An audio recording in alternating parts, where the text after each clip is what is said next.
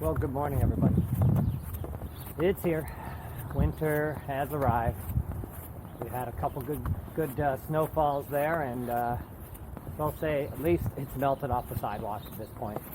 I can put up with a lot in the winter, but oh man, when the sidewalks are covered in ice and snow, it just makes everything so much more difficult, especially walking the dogs, right? And the cold temperatures, man, everything just gets harder.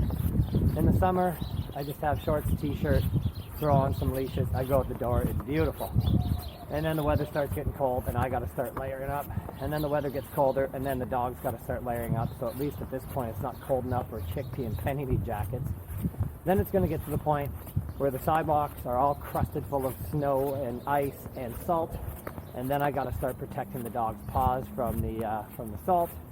Then there's the paw wax edition, I'll tell you. And if I'm taking the dogs over training in the morning, then it's leashes, collars, e-collars, jackets, paw wax. Oh man, but it is what it is. What are we gonna do? I wish I could move somewhere warmer, but that's just the way it is, I guess. Born here in Canada, so we're gonna deal with it. And I thought I would talk a little bit about how much time it takes to own a dog. I think that a lot of people don't think about how much time it's actually going to take to own a dog.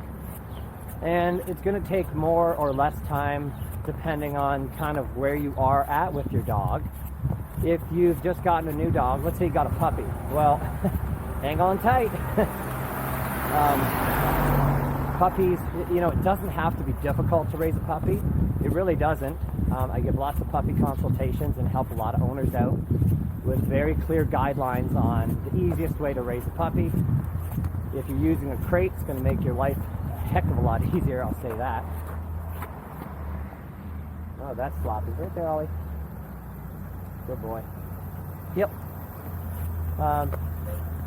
But yeah, raising a puppy is going to take a lot of time out of your life and out of your day. Ollie, chickpea. So kind of get ready for that. But once you make it through the puppy phase, then you're really just transitioning into the training phase of owning your dog. Now, not everybody's going to do that. Not everybody's going to train their dog. So some people just sort of get a dog and sort of like, fumble through the puppy phase, and then their dog just kind of hangs around. And sometimes they got some behavioral problems that they just live with, they just accept, and that's the way it goes. But I would say if you're going to do things to create an easier life and a better bond for you and your dog, then you're going to go through this puppy phase of house training and crate training. That's going to take a lot of time in your day, and be prepared for getting up a number of times through the night until they're fully house trained. Then you're probably going to go into an obedience phase or a training phase with your puppy, where you're going to want to train them to do the basics, walk nice on a leash and sit, come when called, all that kind of stuff. And in the learning phase, it's a lot of work, man. You're putting in a lot of work. Probably a couple hours of training, like sporadically throughout the day, and that's going to take more work. Then you're going to get to the point kind of where I'm at. So that's what I wanted to sort of talk about today, is sort of once you get through that puppy phase and through that initial training phase and setting some rules in the house and curbing unwanted behaviors and all that kind of stuff, then you end up, generally speaking, with some really great dogs, or a really great dog that kind of knows what your expectations are and becomes much easier to live with. So at this point, I'll kind of say what my week looks like with my dogs. Now, I also have the advantage that I essentially work from home during the day, meaning like I'm answering emails and doing all the stuff that you do paperwork-wise with the business. Ollie, chickpea. So I do spend a couple hours a day doing that, and I'm with my dogs, because my office is kind of my living room where my dogs are at. So I'm really around my dogs almost the entire day. Plus they come with me to lessons, so like there could be like a whole week or a couple weeks in a row where I am literally not away from the dogs hardly ever, except for maybe going to get groceries and doing a few things. Now my wife and I are homebodies, and we don't have a very large circle of friends, which actually has made us quite pandemic proof, I gotta say. Like, you know, we've been kind of okay with all the restrictions because that's kind of our normal life. We just sort of hang out with each other. We both work a lot. I'd say we both work around 70 hours a week. So, I mean, most of our week is just spent hanging out at home, working, with the dogs. But generally speaking, we walk our dogs. I walk them every morning for an hour. So that's 7 hours a week just in walking, okay? Every day we feed the dogs twice a day. Takes about 10 minutes by the time we put the food down. They eat, we refill the food, all that stuff. So now we're looking at around, add on another like 10 to 15 minutes a day. Our dogs, just due to our schedule, it's just easier. Ollie, Chickpea, it's just easier for me to walk the dogs, do a big walk in the morning, because the rest of my day is just too crazy to get out again consistently. So we do a big hour walk in the morning, and then we let the dogs out usually around noon, usually around 5, and then usually around 10 for about 15 minutes or so for playtime in the backyard, and we run them hard and they play.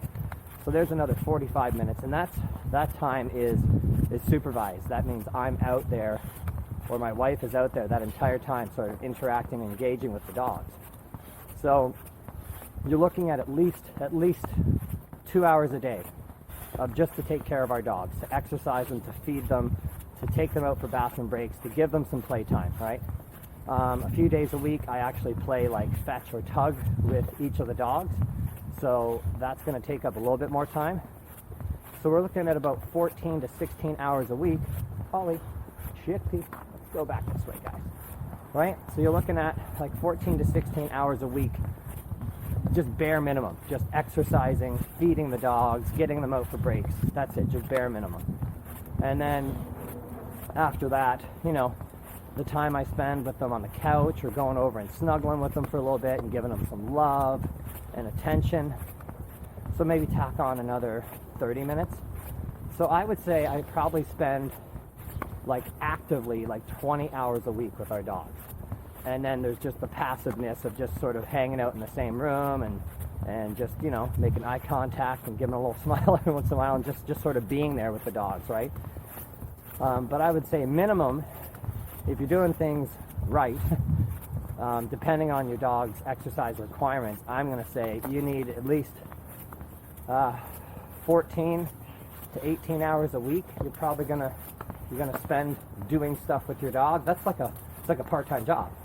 And I don't know if people actually think of it that way, but it really is, man. That's your responsibility when you take your dog on. And if you don't have an extra 14 hours a week that you can give to your dog, then you really need to consider whether a dog is the right pet for you. Because there's lots of pets. You get a cat. I don't have cats, but I'm guessing it's less time that you need to actually do stuff with your cat than that, right? But if you don't have sort of that minimum, I would say, of about 14 hours a week to exercise and spend time with your dog and feed them and take care of them and all that stuff, then a dog's probably not the right pet for you. Maybe look at a fish or a lizard or something that takes a lot less energy, or maybe a cat, right? But it takes time, and you should really kind of think of it as a commitment to like a part-time job, because this is it, day in and day out, for the rest of their lives, right? So it's a commitment, and I think a lot of people need to really consider that commitment and that time commitment before they get into this. Anyway, that's my 2 cents, and if you're wondering how much time it does take in a week to own a dog, that's what I would say roughly. You know, and then there's other weeks like this week where Ollie's got to go to the vet for some dental work, so that's going to be my morning, taking him in and stuff, and that stuff just sort of comes up. Alright guys, well, my arm's getting tired. And I'm going to get these dogs home so I can get back to work today. Got to hit the gym, answer some emails, and then head out to all my lessons. So we'll see you in the next video, and hopefully you've got some time for your dog today. See you later.